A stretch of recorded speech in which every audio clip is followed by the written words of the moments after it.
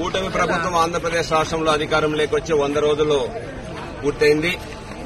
పరిపాలన చేతగాక ఎలక్షన్ ప్రచారంలో అనేక ఆచరణకు అమలుగానటువంటి హామీలిచ్చి అధికారంలోకి వచ్చినటువంటి ఈ కూటమి ప్రభుత్వం పరిపాలన చేతగాక తొలి రోజు నుంచి వైఎస్ఆర్సీపీ పార్టీ శ్రేణులపైన దాడులు దౌర్జన్యాలు చేసే కార్యక్రమం యథేచ్ఛగా కొనసాగిస్తూ వచ్చింది.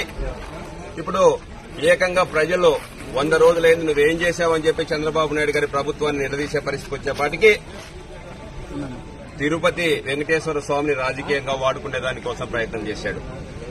అక్కడ వాడుకోకున్నటువంటి నెయ్యిని కల్తీ జరిగిందని చెప్పి ప్రచారం చేసి వైసీపీ పార్టీ పైన జగన్మోహన్ రెడ్డి గారి పైన నెపం నెట్టే దానికోసం ప్రయత్నం చేశారు. జూన్ 12వ తారీఖు ముఖ్యమంత్రిగా ప్రమాణం చేసిన తర్వాత నెయ్యి సప్లై స్టార్ట్ అయింది. మీకు దానిలో శాంపుల్స్ టెస్ట్ చేసి సక్రమంగా ఉంటే దాంట్లో వాడతారు, సక్రమంగా లేకపోతే రిజెక్ట్ చేస్తారు. గతంలో చంద్రబాబు నాయుడు పరిపాలనలో 14 ట్యాంకులు రిజెక్ట్ చేశారు. జగన్మోహన్ రెడ్డి పరిపాలనలో ఇంకొక అడుగు ముందుకేసి 18 ట్యాంకులు రిజెక్ట్ చేశారు.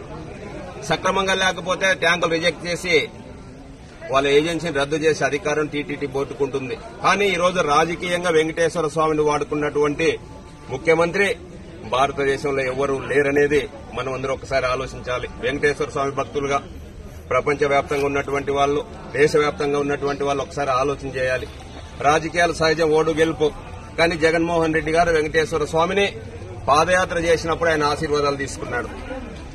తర్వాత పాదయాత్ర పూర్తయిన తర్వాత ఇంటికల్లా వెంకటేశ్వర స్వామి దగ్గరికి వెళ్లి దిగ్విజయంగా పాదయాత్ర ముగిసిందని చెప్పి ఆయన ముక్కుకొని రాష్ట్రాన్ని అన్ని విధాలుగా ముందుకు తీసుకెళ్లాలని చెప్పి ఆ రోజు జగన్మోహన్ రెడ్డి గారు చెప్పడం జరిగింది.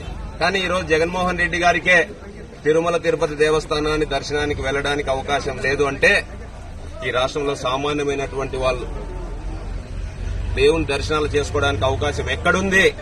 భారత రాజ్యాంగం ఎక్కడ అమలవుతోంది ఆంధ్రప్రదేశ్ రాష్ట్రంలో అని చెప్పి నేను వైఎస్ఆర్సీపీ పార్టీ తరఫున అడుగుతున్నా.